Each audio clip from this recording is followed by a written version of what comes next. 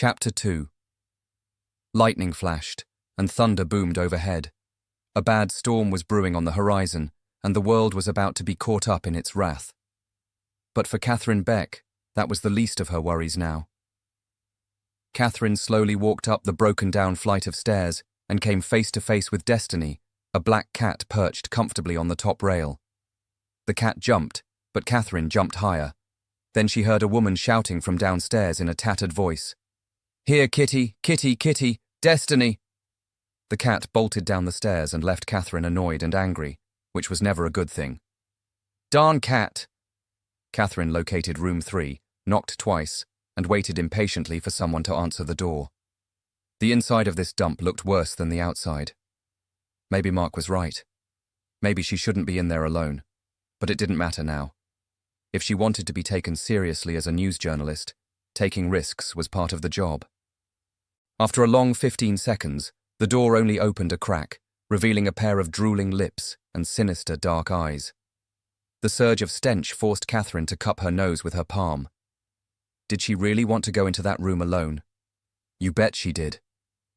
"Malick," Catherine asked, hoping she had knocked on the wrong door. Through the cracked opening, a somber voice replied in a low whisper. "Are you the reporter?"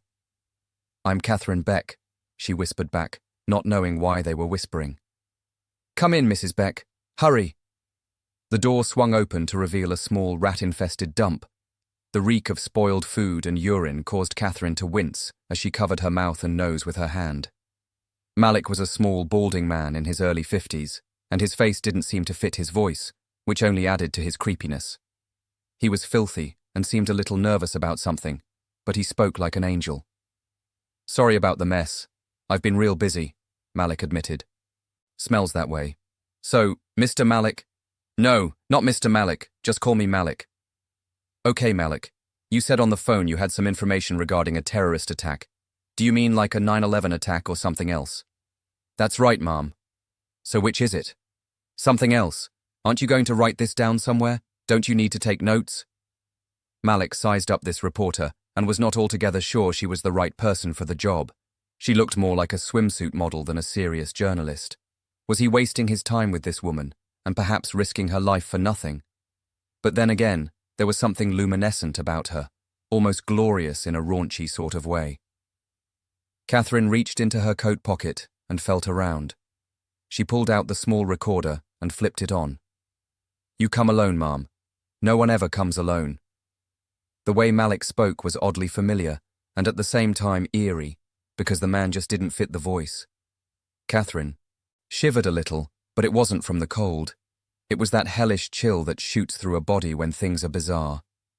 He spoke like a young teen meeting the mother of his date for the first time, and it just seemed weird. Catherine was caught off guard by Malick's strange observation and awkward response. She noticed, too, that he kept glancing over toward the window as though someone invisible was standing there. Was this just some crazy little man who was going to cut off her head and put it in the freezer? Or maybe he was another postal worker gone mad? Just in case, she had to make sure he understood that she had backup if needed.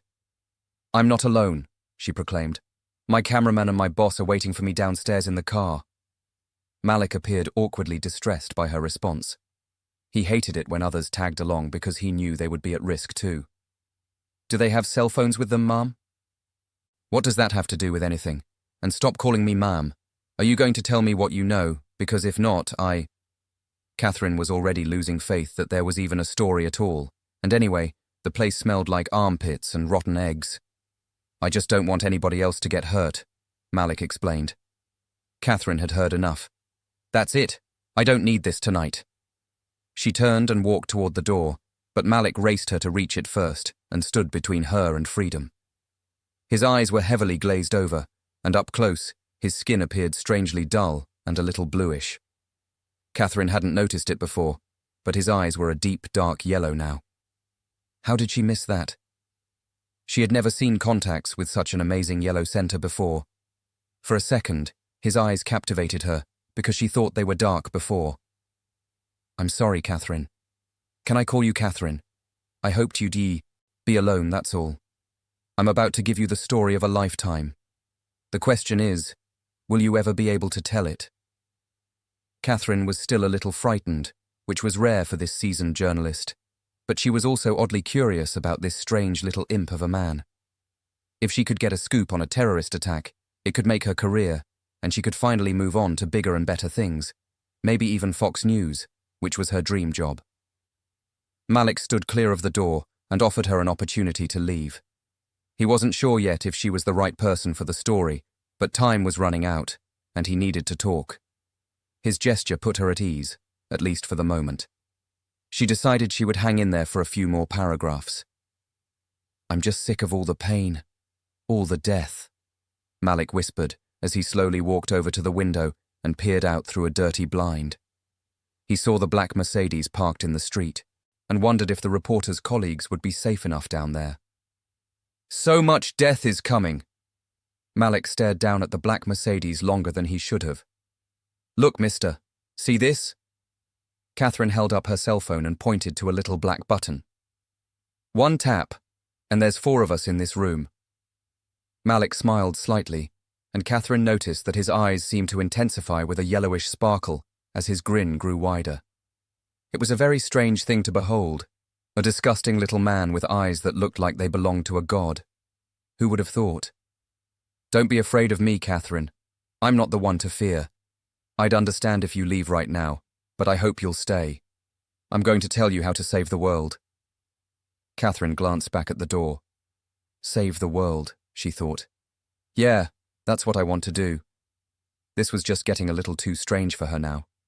Did this odd little man know something about a terrorist attack, or was he just an odd little man jerking her around? She needed to find out, and she needed to find out quick. "Then you better start talking. I haven't got all night."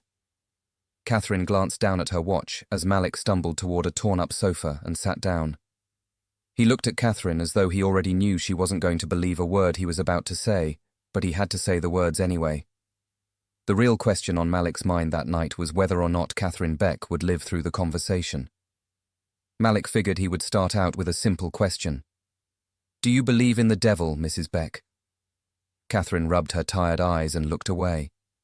As the child of a single working mother, she had seen her share of devils late at night as they passed by her bedroom door on their way out. Only sometimes they didn't just pass by. Did she believe in the devil? Of course not. No more than she believed in God or the Easter Bunny. Catherine Beck had been an atheist all her life, and the only devils she knew about were the ones driving big expensive cars and calling themselves men. "I believe there's evil in the world," she conceded. "I'm not sure it has a specific name." "Oh, believe me, it has a specific name, Ma'am. I mean, Mrs. Beck, Catherine. I'm not talking about the devil you see in the movies. I'm not talking about Al Pacino. I'm talking about real life, real horror. Things are happening all over the world right now, Catherine, but people aren't paying attention. Haven't you noticed the change? All the wars, the terrorists, the earthquakes, the weather. It's beginning." Catherine listened hard, not wanting to miss a single word. Perhaps her trip wasn't a waste after all. Malick continued. "What I'm about to tell you will seem impossible at first, but just take a few seconds to let it sink in. I don't even mind if you ask some questions, but we don't have a lot of time, so they need to be brief. You might think I'm crazy, Catherine, but I'm not. Are you up for this? Because if you're not, you really need to leave this place right now." Catherine took a few cautious steps toward Malick and turned up the volume on her recorder. Maybe there was a story after all. "I'm listening," she said, not wanting to get too close to this loon. Malick took a deep, purging breath and looked around the room as if the bogeyman was going to jump out at him any second. "The world as you have come to know it will be ending soon, Catherine. The signs are all around you, but few are paying attention. The United States is under attack, and it will get worse. He is coming for your souls because his time is short now, as is yours." "Who's going to attack the US? When? How do you know all this?" Catherine was intrigued, but still apprehensive. The odd little man settled back into the sofa and sighed. This next part was where he usually loses his audience. "I was there in the beginning, Catherine. I watched, I listened, and still I was deceived." "Back up, Malick. You were where exactly?" Malick stared at Catherine Beck as though she was family. Here it goes. I was in heaven. I'm an angel, a seraph, to be more specific. I'm using this man's dead, drugged-up body so that I can speak to you tonight. I've fallen. I suppose now you would consider me a demon, maybe even some sort of zombie. I can only possess the dead or ungodly because I no longer have a body of my own on earth. So here I am. And there it was. Those were the words Catherine so dreaded hearing. He was crazy, and she was wasting her time. She sighed hard and dropped her head. She just hoped now that his offer to let her leave was still valid. Heaven, seraph, zombie. She shook her head in disgust, but what she was really feeling was fear. Sure, she was frustrated. Then she was angry. But in the end, she was frightened.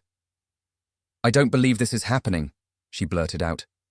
She always got verbal whenever she was frightened, and boy, was she frightened now. She shut off the recorder and readied her cell phone. I said you wouldn't believe me, not at first. Yes, you did, Malick, or whatever your name is. Why do I get all the crazies? I can prove what I say, Catherine, if you'll give me a chance. Oh yeah? You gonna show me God now? Sorry, sicko. I stopped believing in fairy tales when I was 10. In fact, I didn't even believe in them then. Catherine just wanted to get out of this room. Sometimes the vulnerable little girl who hid behind the brazen professional would push her way to the front and reveal her fears to the world. Malick watched as she threw her temper tantrum and noticed something about her that he had missed before. It was her soul and her spirit that were luminescent. They were beautiful, breathtaking actually. When a man looks at a woman's beauty, all he can see is flesh and hair, but through the eyes of an angel, there's so much more to behold. Besides the flesh and the hair, angels can see the spirit and the soul. She was truly an exquisite child of God, but Malick had been so caught up with warning her, he almost missed the best part about her. A tear rolled down his crusty old cheek as he realized how the next few moments would play out. He wasn't sure, but he had a pretty good idea that the next time he and this beautiful woman would meet, they would both be battling for survival in the pits of hell. Malick saw it enter the room like some hellish black plague. His facial expression began to change and contort as the thing pushed its way inside the man's body. Something uniquely grotesque was happening to the host body, and Malick was powerless to stop it. It was time for his spirit to flee, time for him to move on to the next vulnerable body. He closed his eyes for a second, and when he opened them up again, there was something else peering out at Catherine Beck as she hurried toward escape. Malick was gone, and now there was only her and it. Hello, you disgusting lump of flesh. Leaving so soon? I just got here. Catherine was almost to the door when Malick reached down underneath the sofa cushion and pulled out a small caliber pistol. She heard a loud explosion just before the bullet struck her in the back of the head and ripped through her brain like it was thick jello. Before Catherine could even turn around, everything went dark. A man of God had been instrumental in bringing this woman into the world, and a devil's advocate just took her out. Clearly this woman never had a chance.